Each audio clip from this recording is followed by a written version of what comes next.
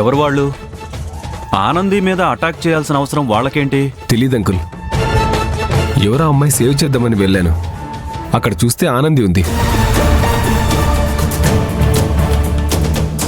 ఇక నేనెందుకు ఊరుకుంటాను?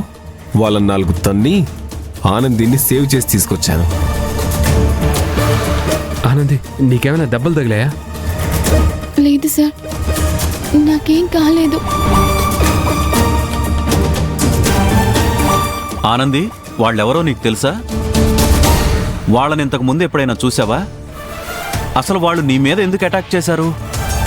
వాళ్ళెవరో నా మీద ఎందుకు అటాక్ చేశారో నాకేమీ తెలియదు సార్.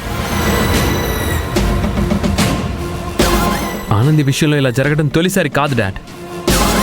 ఇలా జరిగిన ప్రతిసారి కమిషనర్ గారితో మాట్లాడమంటే మీరు కేర్లెస్గా వదిలేశారు. ఇంతకు ముందు కూడా ఎవరో కారుతో గుద్ది ఆనందిని చంపాలని ప్రయత్నించారు. సో ఇష్యూని ఇంత తేలిగ్గా వదిలేయడానికి వీల్లేదు డాడ్.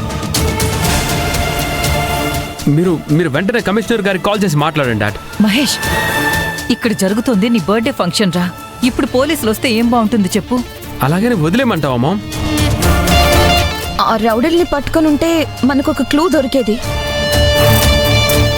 కానీ ఆకాష్ వాళ్ళని పట్టుకోలేదు, వదిలేశాడుగా. అక్కడ సిచ్యువేషన్ తెలియకుండా మాట్లాడకు మిత్రా. నేను ఆనందిని సేవ్ చేయాలా, వాళ్ళని పట్టుకోవాలా చెప్పు? ఒకవేళ నేను వాళ్ళని పట్టుకోవడానికి వెళ్ళినప్పుడు ఇంకొకడు వెనక నుంచి ఆనంది మీద అటాక్ చేస్తే?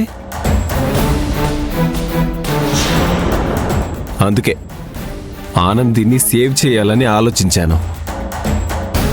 ఆనంది సేఫ్గానే వచ్చింది కదా. ఈ విషయం గురించి రేపు కమిషనర్తో మాట్లాడదాం.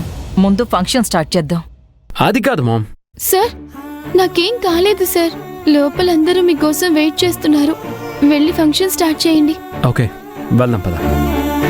మీరు వెళ్ళండి సార్, నేను వీళ్ళతో మాట్లాడి వస్తాను.